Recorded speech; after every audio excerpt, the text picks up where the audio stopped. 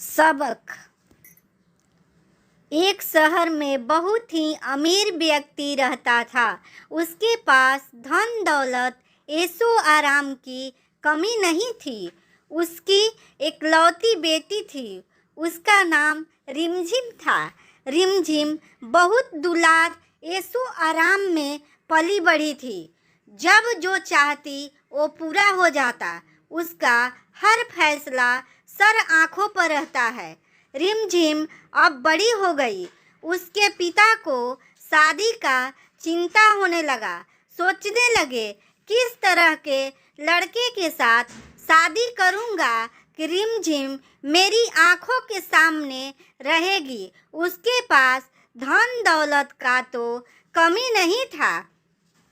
एक दिन अचानक से उसके द्वार पर एक भिक्षा मांगने भिक्षुक आया।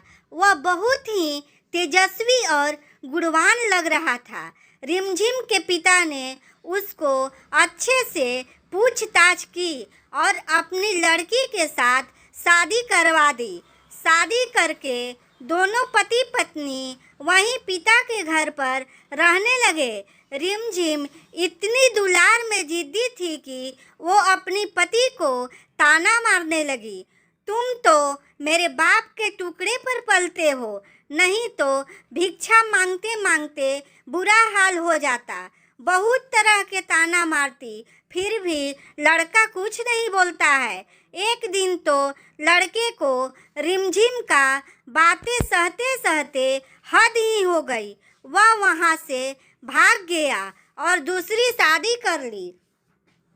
जब यह सब बात रिमझिम के पिता को पता लगा तो बहुत ही दुखी हुए और अपनी बेटी रिमझिम को घर से भगा दिए। अब इसी दौलत पर न तुम्हें घमंड है, जिसके चलते मेरा सीधा दामाद को भगा दिया, इसलिए तुम इस घर से चली जा। जब तक मैं जिंदा रहूँगा तब तक लौट कर मत आना। रिमझिम रोकर बाहर निकल गई। खाने पर भी लाले पड़ गया। किसी दिन इधर उधर से कुछ खा लेती, नहीं तो भूखे रहती। एक दिन रिमझिम भिक्षा मांगते मांगते उसी दरवाजे पर पहुंच जाती है जहां उसका पति रहता था। उसने भिक्षा मांगने के लिए दरवाज़ा खटखटाया तो उसकी दूसरी पत्नी बाहर निकली और अपने पति से बोली, कोई बाहर भिक्षा मांग रही है।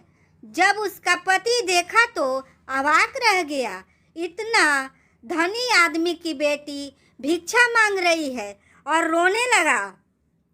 उसकी बहुत आव भगत की। दूसरी पत्नी बोली, भिक्षा मांगने वाली को बहुत आव भगत कर रहे हैं। तभी पति दूसरी पत्नी से बोला, वह मेरी पहली पत्नी है, बड़ी ही धनवान की बेटी है। इतना सुनकर रिमझिम फूट फूट कर रोने लगी। तभी दूसरी पत्नी बोली, इसको अपना लीजिए, पहले इनका ही अधिकार है। इस कहानी से यही शिक्षा मिलती है कि धन दौलत का घमंड करना अच्छी बात नहीं है। जियो और जीने दो।